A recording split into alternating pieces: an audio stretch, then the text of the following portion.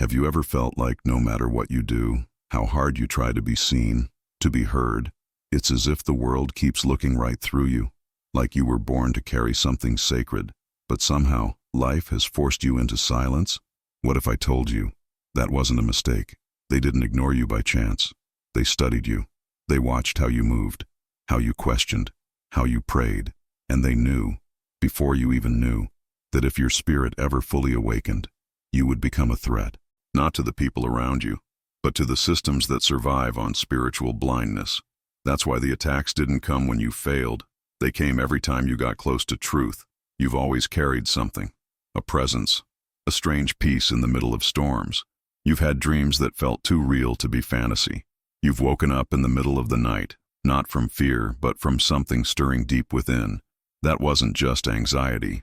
That was God, calling, whispering, preparing you.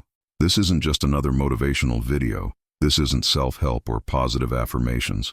This is spiritual warfare. And if you're here, it's because your soul has been crying out for clarity. You've been asking God in secret, why do I feel like I don't belong? Why do I carry this burden?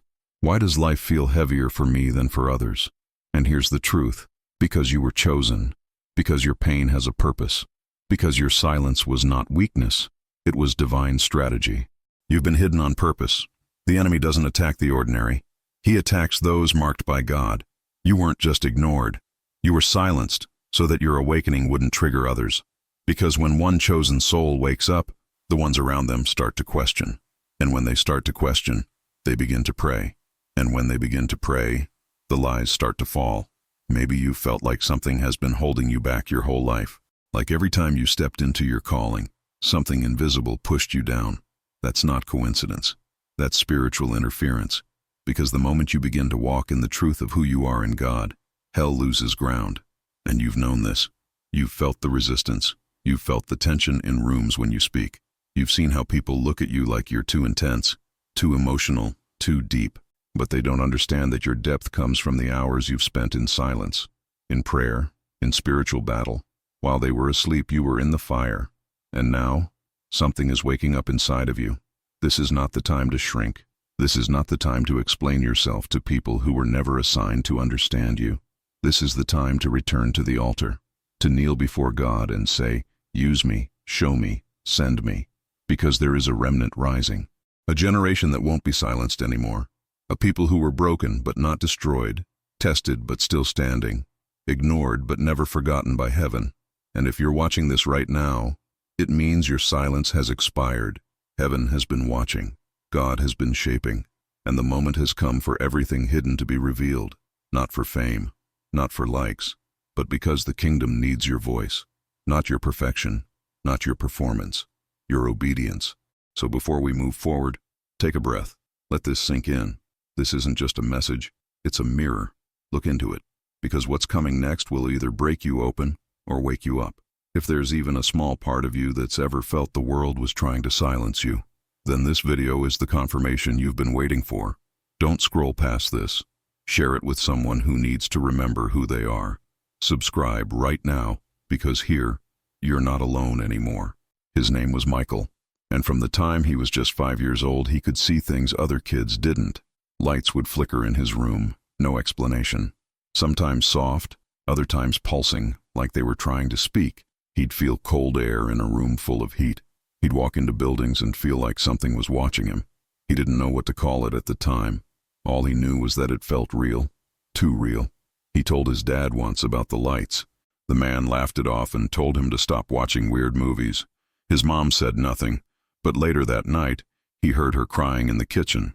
At school, he mentioned the dreams, vivid dreams, where he'd see people he hadn't met yet or hear voices saying things like, not yet, he's still growing. The other kids didn't just mock him, they alienated him, whispered, avoided, labeled him. So he stopped talking. He stopped sharing, but he never stopped feeling. Because when you're chosen, the silence around you doesn't mean nothing's happening. It means everything is happening inside you. By the time Michael turned 12, he was already questioning his purpose. Why did he feel everything so deeply? Why did people walk into his life just to walk out? Why did every conversation feel like it had a double meaning? He carried a sensitivity that felt more like a burden than a gift. He wanted to be normal, but he wasn't. He never was. And the more he tried to fit in, the more he disappeared. By 17, the pressure became unbearable. The isolation, the spiritual sensitivity, the silence, it nearly broke him. He thought about giving up. He thought maybe everyone was right. Maybe it was all in his head. That night, he sat alone in his room, completely numb, staring at nothing. No prayer left to pray. No tears left to cry. Then the clock on his nightstand blinked. 11:11. But this time, it wasn't just a number. It felt like a doorway had opened. A presence filled the room, and in a whisper so clear it made his heart stop, he heard, "You have been marked." Everything inside him froze. Not in fear, but in recognition, like something ancient had finally caught up to him. It wasn't the voice of a man. It wasn't even audible the way we hear things. It was something deeper, spiritual, divine. That moment wasn't flashy. No angel showed up, no thunder, just that number, just that message. But it was the first time he didn't feel crazy. The first time he felt seen by something greater than this world. That was the night he stopped hiding from himself. Because that's what most people don't understand about spiritual awakening. It rarely comes with fireworks. It comes with stillness, with silence, with years of loneliness that were never punishment. They were preparation. It comes with awakening symptoms no doctor can diagnose. With signs you are chosen that the world calls weird. With spiritual gifts that show up in the form of pain, isolation, or dreams that won't leave you alone. Michael didn't know it yet, but that night was the beginning of his calling. The first time he accepted, he wasn't cursed. He was set apart. He wasn't broken. He was becoming. He wasn't ignored. He was being hidden by God, for a reason. And now, something inside him had shifted. Something changed in Michael that night. And if you've ever felt the weight of being different, of knowing too much too soon, then maybe something's changing in you too. But here's the part most people never realize. The moment you begin to wake up spiritually, life doesn't get easier. It gets louder. Not because you're broken, but because you're finally a threat. The world doesn't fear the ones who blend in. It fears the ones who see through it. The moment Michael started to trust his inner voice, everything around him began to shift. He noticed things, patterns, people repeating the same toxic cycles day after day. He'd sit in class and realize how controlled everything felt. He'd walk through the city and see how distracted everyone was. Eyes on screens, ears filled with noise, spirits asleep. That's when it hit him. This world isn't designed to wake people up. It's designed to keep them asleep. Because an awakened soul asks dangerous questions. A chosen one doesn't follow blindly. They pray differently, speak differently, carry a presence that convicts others without saying a word. And that presence? It threatens control. So what happens next? The system fights back. Suddenly, the people you love pull away. You lose friends. Doors close. You feel isolated, not because you did something wrong, but because the spiritual realm recognizes your activation, and it responds. It's called spiritual warfare, but most don't see it that way. They call it bad luck. They call it being too intense. But deep down, you've been feeling it too. That shift, that tension, like you're not allowed to settle anymore. Like God is pulling you into something deeper, while everything around you tries to pull you back. That's not random.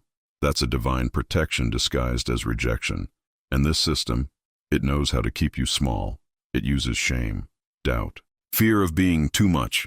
It convinces you that being normal is safer than being chosen. But here's the truth. Normal was never your assignment. You were called to disrupt patterns, not repeat them. You were born to carry light into dark spaces. And light, real light, always exposes what's been hidden. So of course they tried to silence you. Of course they labeled you. Of course they attacked your mind, your relationships, your peace. It wasn't just life happening. It was spiritual isolation, carefully designed to test your identity. And maybe now you're starting to realize that what almost broke you was actually building you.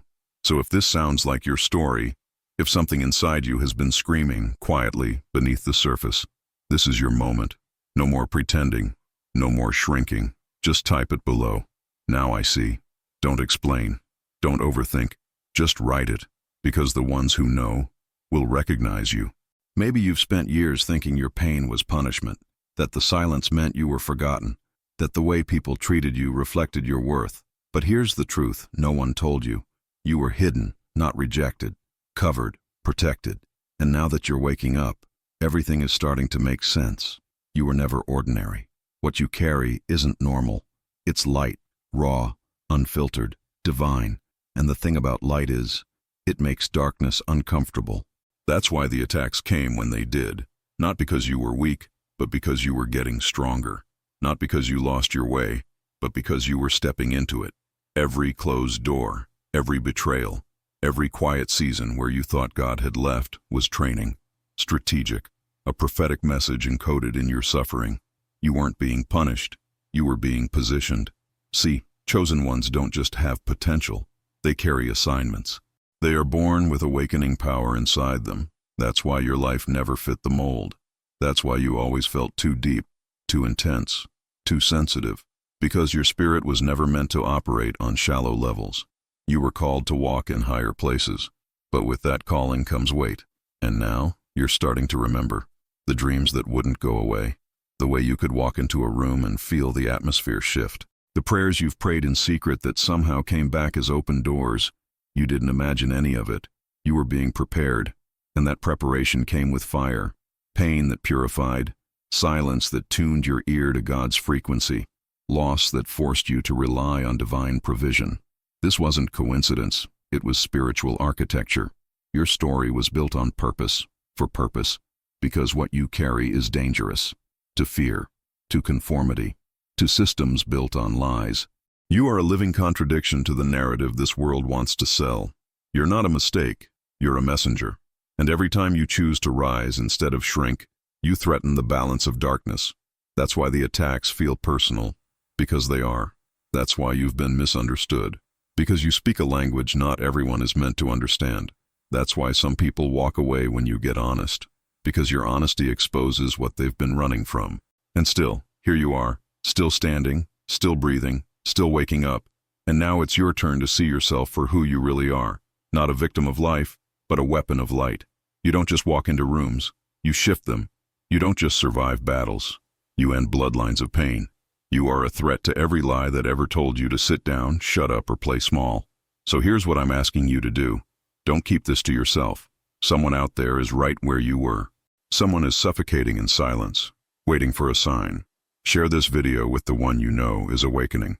You might be the only voice loud enough to reach their soul before the world silences it again. Now that you know the truth, the question is, what will you do with it? Because knowledge without action is just a quieter form of fear. You didn't come this far to stay silent. You didn't survive everything you did just to keep your light hidden. This world is loud, chaotic, full of noise, but real voices, real truth, real presence, that still moves mountains. And whether you feel ready or not, the silence around your purpose has expired. Every time you hesitated, heaven was still watching.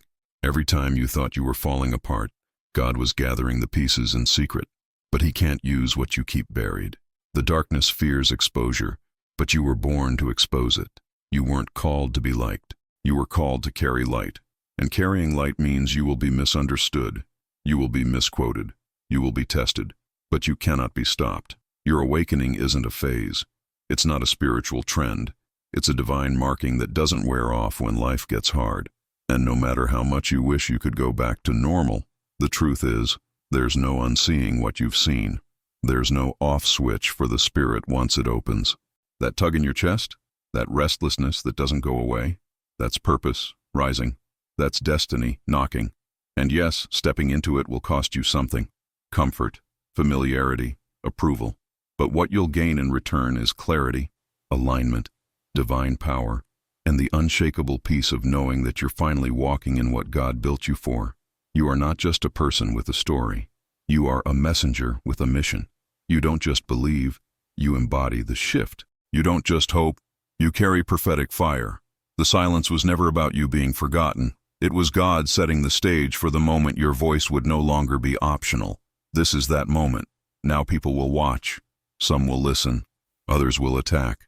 But none of them can stop what has already been activated inside you. Because you weren't meant to echo culture. You were meant to break it. You weren't created to blend in. You were sent to disrupt. You are not here by chance. You are the answer someone is praying for right now.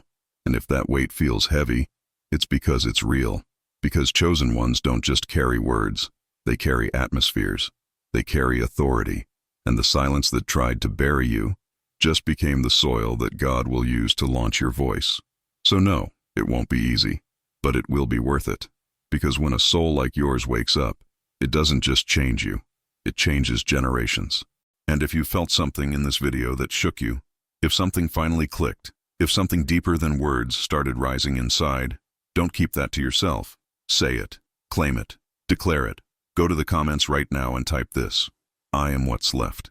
Let those 4 words be your signal to heaven and to every other soul who's watching and waking up too. Or if those words feel too heavy, just type, I'm ready. Because even that small act of agreement can open doors you've been waiting on for years. Don't wait. Don't disappear back into the crowd. You were found for a reason. You were silenced your whole life. But now, the world is going to hear you. Like this video. Leave your comment. Share it in every group with everyone you know. And subscribe right now. Because this channel isn't just about videos. It's about awakening an invisible army that's already starting to rise.